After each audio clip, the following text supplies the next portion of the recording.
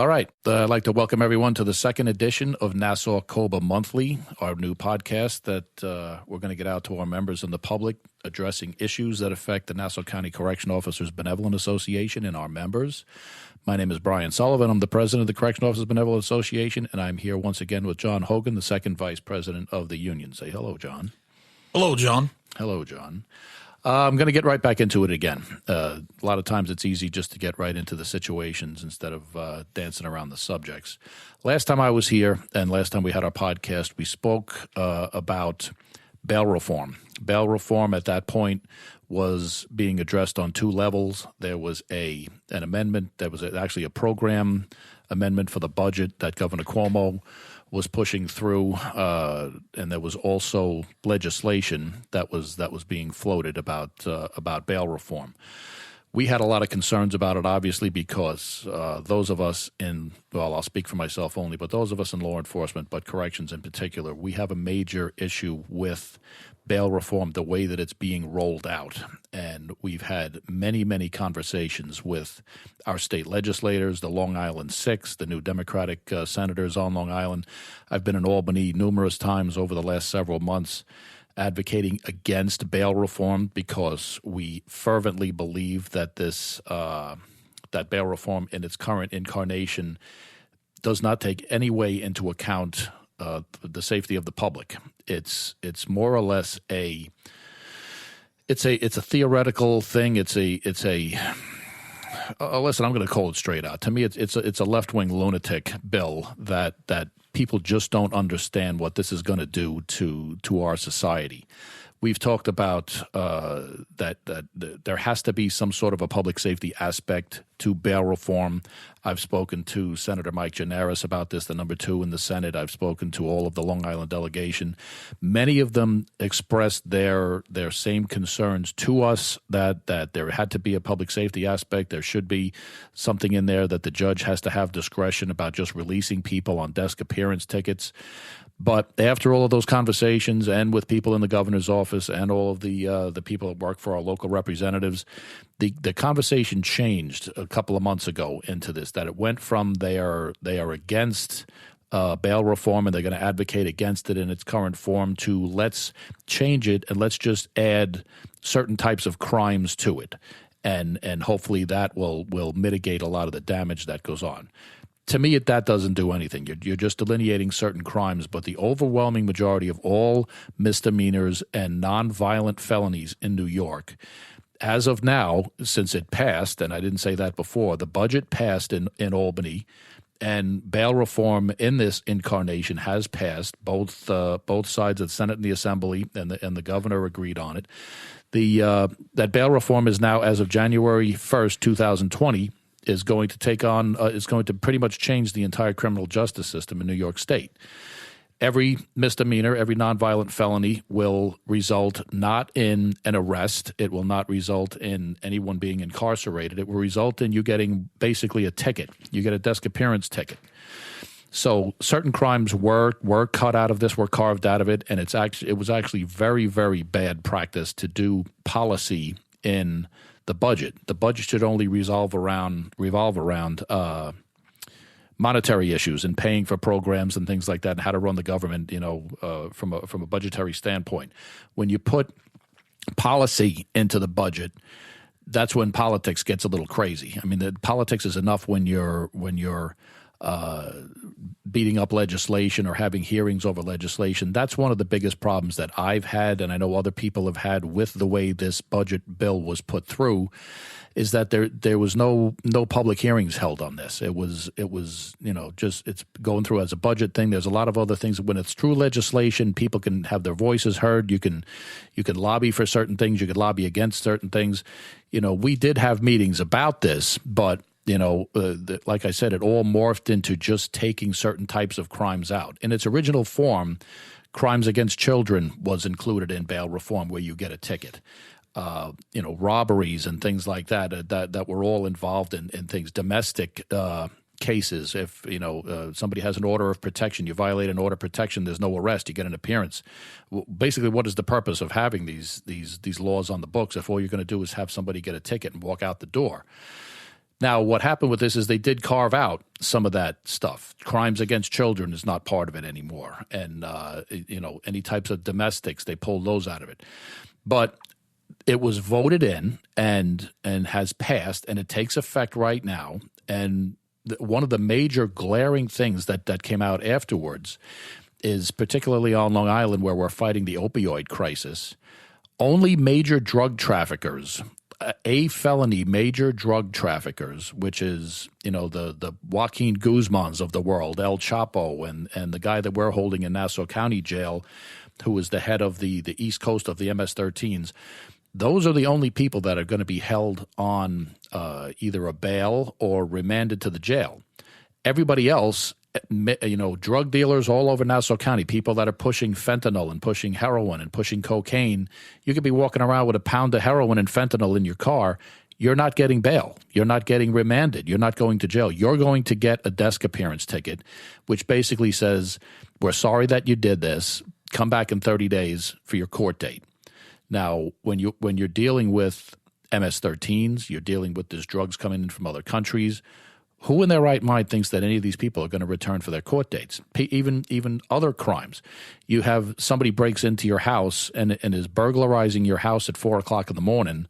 The cops come, they take the guy out. That's considered a nonviolent crime. They're not taking him anywhere. They may take him and drive him off somewhere. They may take him to the station house for questioning or something like that. He's getting a desk appearance ticket. He's not even going to arraignment court the next day. Where do you think he's going to be the next night? How many shots are they going to get, Brian? That's. I was actually gearing towards that. 10, 15? How far do we have to go here? That's the interesting part of all of this, is that in my opinion of all of this, is that this is a social experiment more than it is anything else. In the law, it states that if someone doesn't appear for their court date, you can't issue a bench warrant to go get them right then. You have to wait 48 hours, have the court clerks, have the court officers, whoever they designate, call up the perpetrator of this crime and say, hey, you missed your court date today. Are you going to come back? Would you like to schedule another date? I'd like to see how many they're going to get. Oh, yeah, I forgot. I was working that day overtime, working burglarizing other houses. I forgot to come to court that day.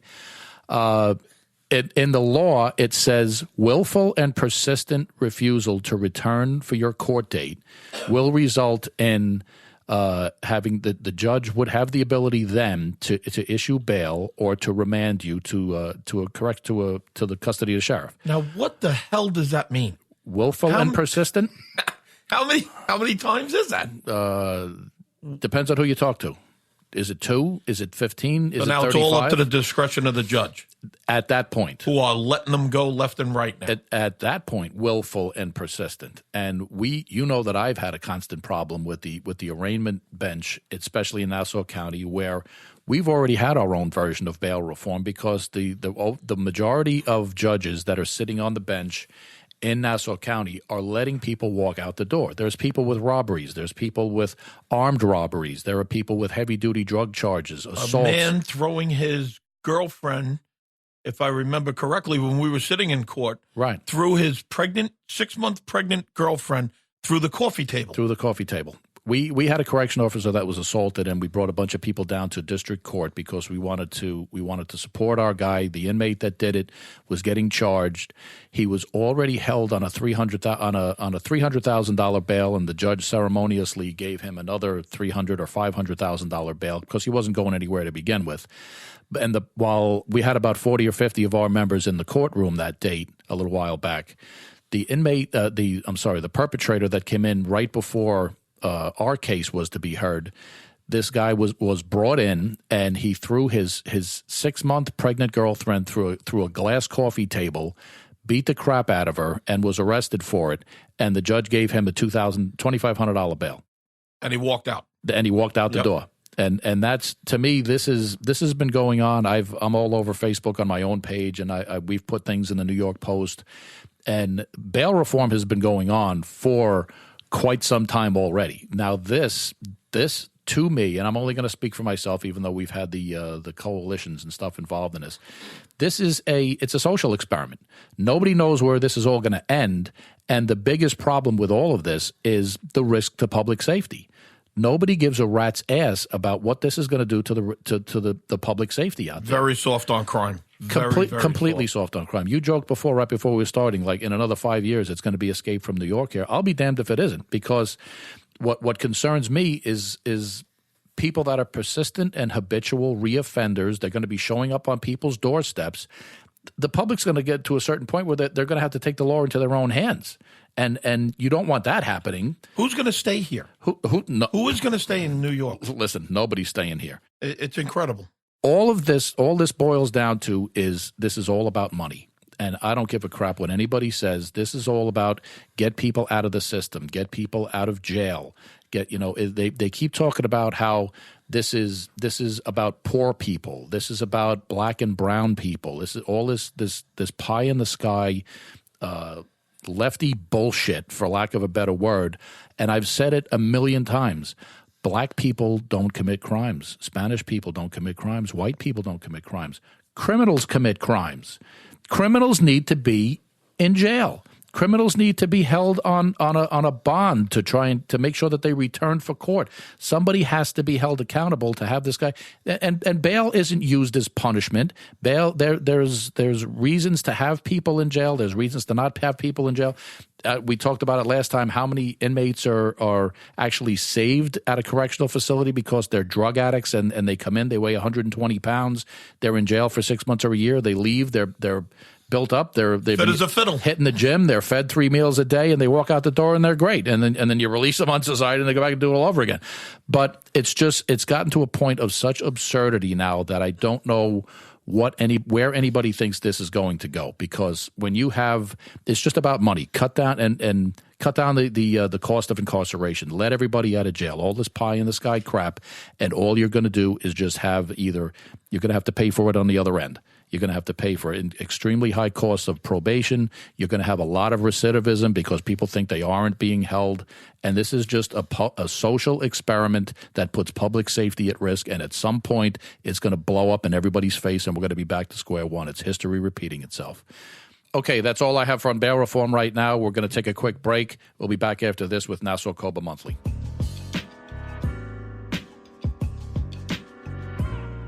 Stay up to date as to what the Nassau County Sheriff's Correction Officer Benevolent Association is up to. Visit NassauCOBA.com from your phone, tablet, or PC. There you can learn what issues Nassau's toughest law enforcement union is working on. Members can sign in on the private side of the website to get valuable benefit and services information, as well as meeting date details and charity event reminders. Members can also register to receive a private email called COBA Alert, news you can use to be informed members of Nassau COBA. NassauCOBA.com, the toughest job in law enforcement. NassauCOBA.com.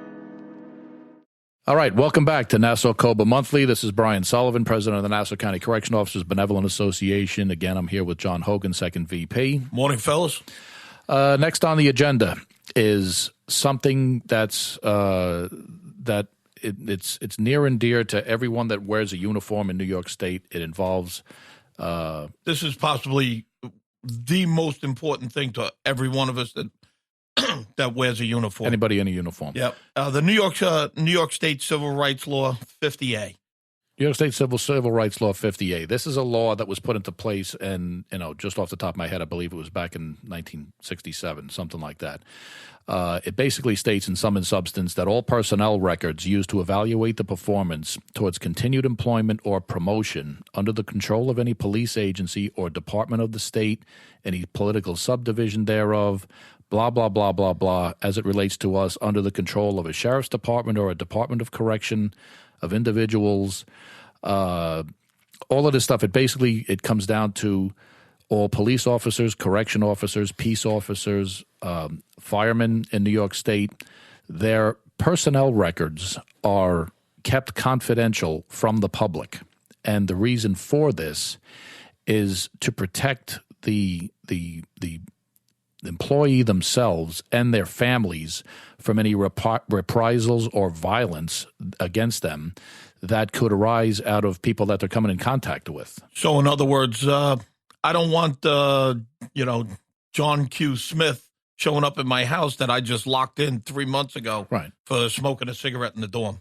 for smoking a cigarette in a dorm, or Mr. MS-13 that we have all over our jails, either police or corrections, and I'll keep it to corrections with us.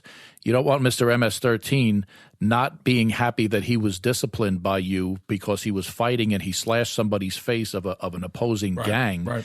And through his attorney or through legal aid or anybody else, he has access to your personnel file, which has your personal information in it. It has home addresses. It has telephone numbers. Your social security number. My wife and I are coming out of the house, and right, and there he is. And you're going to hope that the court redacts that information on the heels of the Mueller report. We're talking about collusion and redactions. You're gonna hope that somebody or your attorney in concert with this Skid's attorney doesn't get personal information from you that they come and look for you on your day off. I'm here 30 years. 100 years ago, I'm on the job about 5 years. I had a guy that unbeknownst to me at the time, overheard me talking to somebody in the bar that I worked at in my hometown, which I'm not going to say on here, under 50A, come subpoena it. But I was sitting in a gin mill in my house, and a guy tried to break into my house on Super Bowl Sunday. Thank God my wife and my mother and my kid were down in Florida at the time. The guy got locked up, and they brought him. I actually got into a car accident the Saturday before the Super Bowl. A guy banged into my car coming north on the Meadowbrook Parkway to the jail, and tried to run me off the road in a white van. Guess what the guy was driving Sunday night when they arrested him for trying to break into my house? He was driving a white van. White van. Yeah. This is a guy that he allegedly he did tell the police afterwards that he heard me talking. He was in jail. He heard me over talking about it. He just didn't like correction officers. That was probably 25 years ago. We've all had that instance where we ran into somebody that was inside. I know we all have the code words with the kids and our wives and stuff like that. Some of us run into these skids. We'll call it that. Right. Some of us run into them more than others. And with the size of my head, let me tell you, it doesn't go unmissed. It doesn't. Trust me, it doesn't go unmissed. And thanks. I could pick you out in the crowd. But this 50A, just so I have it right here, the criminal procedure law, that information shall be considered confidential and not subject to inspection or review without the express written consent of such police officer, firefighter, paramedic, correction officer, or peace officer within those departments, except as may be mandated by a lawful court order. So normally, I think it's been few and far between. Only a judge can release that information unless you personally give your okay to have your personnel records, disciplinary records, personnel records released to whoever the hell asked for it. And the underlying thing with this is that we're all public employees and we're responsible to the public. And I get that. We work for the taxpayers and there is a level of right to know from the people that are paying your salaries. But that's one thing. When you're talking about criminals who may have an ulterior motive to come and find you, to intimidate you, to try and stop you from doing whatever you may be doing in the course of your duties that day, that information should never be given out. And you also have unfounded accusations that are made against you, that someone tries to build a case. If you're doing your job every day and you're going to work every day and I used to say it all the time, and you're not pissing off an inmate once in a while for making him abide by the rules, you're not doing your job. So if this inmate doesn't like you coming to work every day, telling him to make his bed, telling him to clean up his flush his toilet and go take a shower once in a while, he's going to start making these accusations against you. They start building up after a while. Next thing you know, we're going to have to move you. We got to do this. You got too many accusations against you. How about, no, I'm doing my fucking job, and this inmate just doesn't like that I'm doing my job. Too bad. Along with this, prior to such issuing court order, the judge shall review all requests, blah, blah, blah. Conveniently, the provisions of this section shall not apply to any district attorney or his assistants. The district attorney, blah, blah, blah, all of that same crap. It only applies to us. But they've unsuccessfully, a lot of these groups on the far left have unsuccessfully challenged in court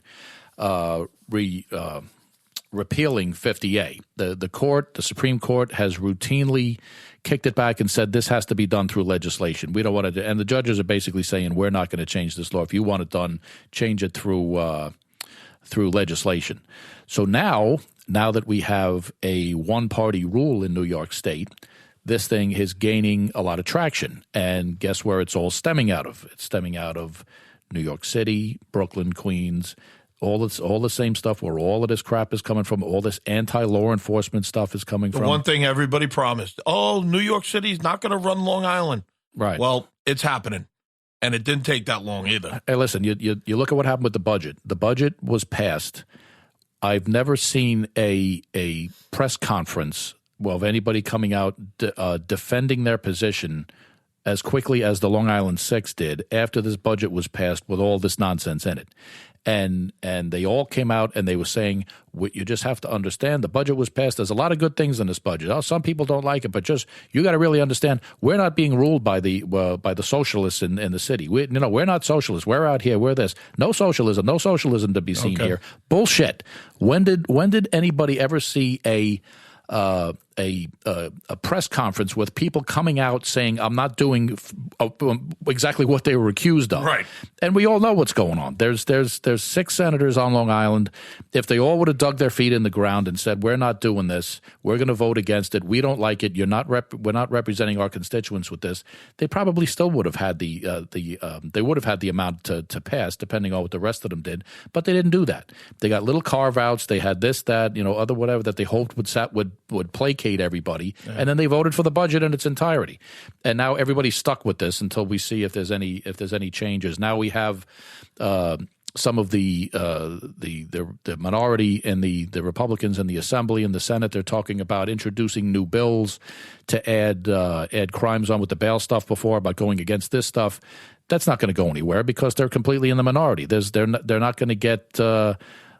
Right. There's a law coming out now from Assemblyman Ed Rah. He's trying to get additional laws covered under this. God bless him for doing it, and I hope he gets the support he does. But this is going to run strictly on party lines, unless they get these people on Long Island behind it. And hopefully he can get some wind in the sail and really push forward with it. And get our get our constituents from us. It's our correction officers and their families. Get the police department and their families, the volunteer fire departments and their families.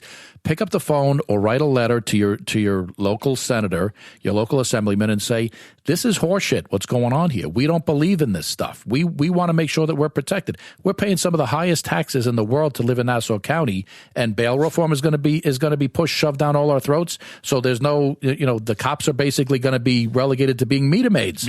They're handing out tickets every day. That all they're doing is handing out tickets to people that are committing every misdemeanor and what they consider to be nonviolent felonies. And we are not degrading the police department at all. Not at all. We feel for you. The cops are being hamstrung. Yep. The cops are absolutely being hamstrung. They're going out with one hand behind their back. Right.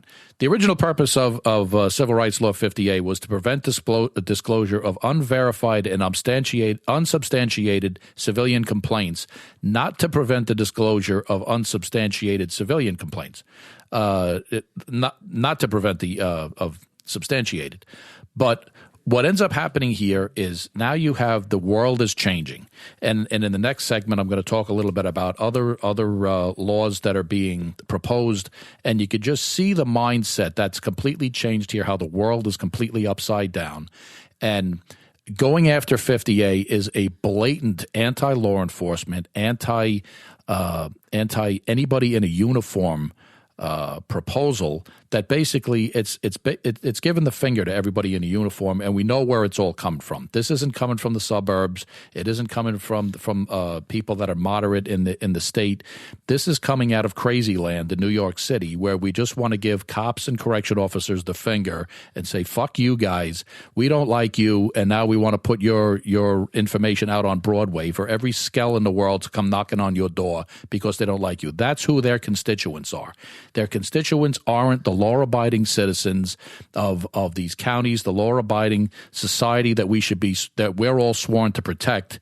I mean, let's talk about a million different things. Let's give illegal aliens driver's licenses. Let's give everybody. I don't know who these people's constituents are, but they're certainly not representing me or anybody that I know on Long Island in this.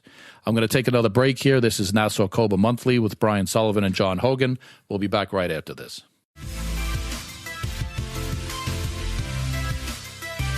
The Nassau County Sheriff's Correction Officer Benevolent Association cordially invites the public to visit NassauCOBA.com to sign up for the COBA report. This free email goes out periodically to keep our neighbors up to date on what's going on in the Nassau County Jail. The COBA report also reports on our charity events, community outreach, and issues we face working in Nassau's toughest job in law enforcement. Visit NassauCOBA.com today to sign up for the COBA report. Okay, and we're back. Welcome back to Nassau COBA Monthly. I'm Brian Sullivan, the president of the Nassau County Correction Officers Benevolent Association. I'm here once again with John Hogan, the second VP of the union. Good afternoon. Good afternoon. The last section of this podcast, I touched on it a little bit before when I was talking about 50A, is the mindset that's behind a lot. A lot of times when you see some legislation and you see programs and budgets that are going through, there's they'll try to pass them off. The monsters in the room, the Martians that are landing, they try to pass them off as one-offs. We always wanted to fix this one thing. We've always wanted to fix that one thing. I call bullshit on all of it, because there's a lot of legislation that has kicked around, and now that, like I said before, it's a one-party rule in New York State. And I got to preface it. I mean, it's obvious from listening to me and people that know me, and I don't want to just toot my own horn, but I want to seem like I'm being fair here, but it's obvious that I am conservative in nature. That's my mindset. But especially having been in the union for 15 years or so and doing this since 2002, actually, I've become very apolitical. I'm not I don't really subscribe to any one party or the other, because there's 20,000 different examples of things that I don't like, which I'm not going to get in here, but I have to deal with people politically, and I'm not going to throw anything under the bus that way. But it's obvious that I have a conservative nature when it comes to this. I am, towards the right of things. I like law and order, and I work in this profession for 30 years, and I think people that are way over to the left, they just don't understand what's really going on in the world, and it's all this, we think we're going to be walking around with flowers in our hair and everybody's really inherently good and we all love each other. And I hate to tell you that, but there's not. There are penitentiaries in this country for a reason. There are jails in this country for a reason. Some people you just can't reach, like in the Cool Hand Luke movie, and you can't leave them walking around out in society and thinking that if you pat them on the head and tell them everything's going to be okay, that they're going to do fine. Years ago, they had with the psych hospitals. It started with Willowbrook years ago with Geraldo Rivera. I'm showing my age, that about all the abuses that were going on in psych hospitals. They ended up closing all the psych hospitals. They didn't want anybody, the criminally insane, things like that. They don't want them in the psych hospitals. They don't want to pay for them. So where do they end up? For a good part of my career, they end up in correctional facilities. So now we fight routinely back and forth with our medical units, and we had Armor here for a while, a private company that was a complete disaster. And they look at things like they're not mentally handicapped. They don't have mental problems. They're disciplinary problems. So deal with them in correctional facilities. Now we're at a point where talking about the bail reform and all this type of stuff, we want to unincarcerate this country. There's too many people in the jail. We just got to let everybody out. Well, if they're not going to put them in mental hospitals, people that need that, and they're not going to put criminals that may have mental defects in correctional facilities, or hold them or monitor them somehow, or put them in psych hospitals, where are they going to be? Where do you think they're going to be? They're not going to be, teleported off to an island in the middle of the Pacific somewhere. They're going to be walking around in our society. They're going to be walking up and down your street with no help. This is all about money. Nobody wants to pay to incarcerate. Nobody wants to pay to put people in hospitals. They don't want to pay salaries. They don't want to pay benefits for people that are going to keep tabs on these people. So just let them all run free. So then what happens to your society when that happens? And I went through all of this stuff before about about bail reform, and I talked about 58. And the last where I wanted to point to directly is the mindset, where I think people have just kind of lost a little bit of a grip of reality. I mean, you have there's pending legislation right now called HALT legislation, and it's basically, let me pull the thing out here. It's humane alternatives to long-term solitary confinement. This all came out of, I think I spoke about this before last month, about the Khalif Browder thing that happened in the city. I'm not going to get into the specifics because I don't work in the city. I don't know all of the specifics that happened with him. But there's a lot of misinformation about what went on over the course of Khalif Browder's incarceration in the city. Now, that broad brush has been painted across all of corrections, and we're going to change the entire way that sheriff's departments, correctional departments are run. We're going to change the whole criminal justice system. Now there's two things pending. One is the HALT legislation, which calls for the reduction or elimination of what they call solitary confinement. There's no such thing as solitary confinement in New York State anymore. That's a lie. We have administrative segregation. Those from these types of groups would like to have you believe that all of our jails are Shawshank. They're Shawshank. They're Alcatraz. We're throwing the incorrigible into a hole in the ground and closing the door, and he's sitting in a puddle, and he gets a piece of bread and a glass of water a day, and he has no light. That doesn't happen. There's no such thing as that anywhere that I know of in New York State. We have administrative segregation where people have to be separated from the general population. If you're dangerous, if you're violent, if you're psychotic, you cannot just walk around in the general population committing acts against the rest of the inmates and the correction officers, throwing urine and feces on people, cutting people, fighting people, doing things to you, trying to harm yourself. Being a predator, exactly. Gang things where you have to commit crimes at the behest of the gangs. This HALT legislation, it sounds nice on its theory because it creates therapeutic and humane alternatives to isolated confinement. Now, I've said before with some of the other things I talked about that it's all like a money dump. There's prison dumps, there's money dumps. It's people don't want to listen. They don't want to pay for the services that should be given to the members of our society. Even the criminals and the psychotics of the world. This is what you're paying your taxes for, to take care of these people, to keep them away from the world, get them the help that they need, get them on their medications, and keep them away from society until they're able to be a member of society. Now, it's nice to say that you're going to have humane alternatives to incarceration, but that means you have to build separate areas. You have to provide rehabilitation programs. You have to build separate areas to put these people in therapeutic environments away from the general population.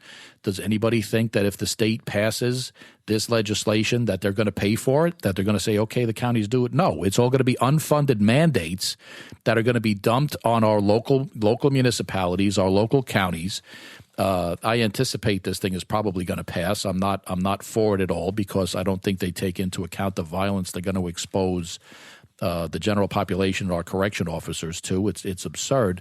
But to say that we're all going to hold hands and say kumbaya and we're going to get these people the things that they need, it's all bullshit because there's going to be no capital that's going to be given to create this utopia within correctional facilities to help these people. It's going to be an unfunded mandate. They're going to come up with some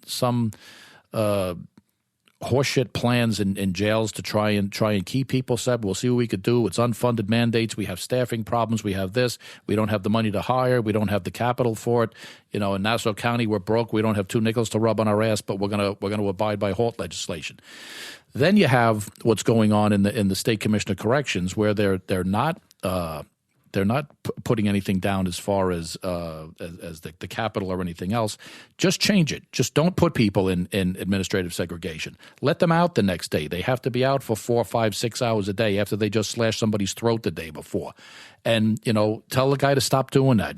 Be a good member of society. Come on, buddy. Come on over here. Stop trying to cut your cellmate's throat. Stop going over there and smashing your head against the wall. Stop trying to kill the correction officer and throw him down the stairs. Just get along, buddy. Will you? Come on. We'll give you a cookie. I don't know what's wrong with these people. They just don't see. There's no practical experience in this. And then when you move on to other legislation that's pending in the state, and it makes me laugh because you have the heads of the correction committees that are sponsoring this, Dave Weprin and Sepulveda, sponsoring legislation to let inmates out of jail when they're 55 years old. I'm not sure what that means. Do we give them a gold watch when they retire from jail at age 55 because they murdered somebody at 40? They're supposed to do a 15-year minimum on this, but I'm 53 years old. Maybe I'm not beating the hell out of a 25-year-old football player, but if I was a little off my meds tomorrow, I could probably do some damage or kill people or shoot people, do whatever else. So what you want to do is actually commit the crime when you're 54 and a half. Right. So you get sentenced and you walk out the door at 55. We'll give you a suit, some bus money and a gold watch. You get to retire from your criminal activities over the last 30 years, and you walk out, and now you're going to be a good member of society, walking around giving everybody the finger. If some judge is giving somebody 25 to life, a 35-year-old or a 40-year-old, giving them 25 to life, you did something pretty bad to get that judgment. To get that. And now we're just going to let you go. And we have some of our local legislators, again, they're talking about putting things in to counteract this. If a judge and a jury of your peers, which is what the criminal justice system is based on, sentenced you to 25 to life or life without parole because of some heinous thing. Herman Bell, the cop killer, right. The PBA is up in the city, is up in Albany fighting for all this stuff. They want to let all these crazy bastards out. We're going to give them the right to vote. It's fantastic. Everybody, we're all going to hold hands. But you did some crime to get 25 to life or life without parole. Now we have people that are the heads of the correction committees that are supposed to know what goes on in correctional facilities throughout the state, in the Senate and the Assembly. They're sponsoring legislation to just let people out at age 55 as long as they've done 15 years of their indeterminate sentence. What is in these people's brains? It goes along with some of these other things that we've had. You have the halt legislation, as I talked about, the age 55 legislation that I talked about. This one is a favorite of mine. I just found this out recently that a politician blasts NYPD cops for Testa lying.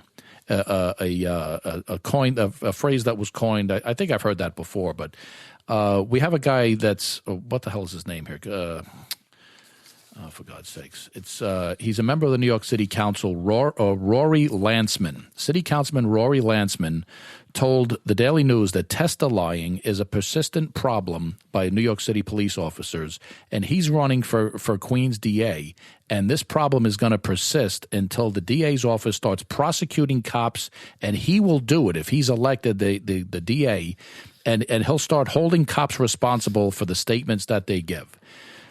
This is what's at the top of it with everything that's going on in the world, and that's the platform he's running on. That's the platform he's running on. He's going to run on a platform that he wants to be the DA because he's going to prosecute cops. You have crime. I mean, they talk about criminal statistics and all of that. I don't give a crap what these statistics are talking about. I know more as well as anybody else that you can make statistics do anything you want. But I don't know if you've walked around in New York City, the homelessness is rampant. They don't put people in shelters.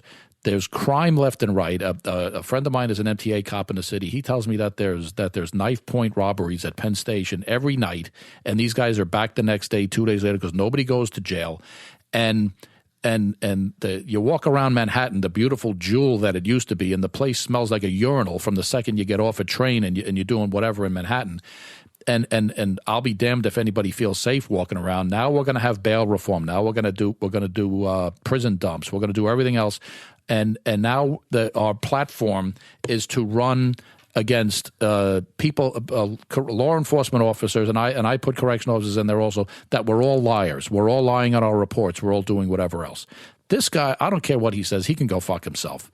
If that's going to be his platform to run on, I don't know what the mindset is of people that are on this side. It's completely anti-law enforcement. It's anti-society. Listen, you catch somebody that lied anywhere, you do it. Everybody's amenable is subject, I should say, to the criminal justice system like anybody else is. Police officers, correctional officers, firemen, we're subject to the same rules as everybody else. And if you go astray of the law, you have to suffer the consequences. But for somebody to get up there and say that his platform is I'm going to go after cops in New York City, fuck this guy. And the people that support him too. I mean, the guys go to work every day. They put their lives on the line. Everybody cries when some poor bastard gets killed. We were just out at the Salmonson funeral. Everybody comes out for their photo op, the politicians, and then they go back to their offices and whatever else, and they sit there and they throw shit on everybody in a uniform. I, for one, am sick and tired of it, and I'm tired of trying to play along with these people to get them to, to see our point of it. There is no talking to these people. They don't understand any of it. And the only way to stop it is to get rid of these people. Vote them out, get the information out to the general public, and put these assholes back in their fucking holes where they belong. My name is Brian Sullivan. I am the president of the Nassau Correctional Officers Benevolent Association. This has been another edition of Nassau COBA Monthly with Brian Sullivan, president of Correctional Officers Union. Thank you, John. We'll be back again next month. We have to apologize to somebody, actually. Right, exactly. We ran out a little bit out of time. His attorney, too. Him and his attorney, Kevin Curtin, is supposed to be with us today. He's in the waiting room outside, but we ran out of time. We had to bump him. Hopefully we'll get him here next month. Everybody stay safe. We'll talk to you. We'll see you around. James, thank you.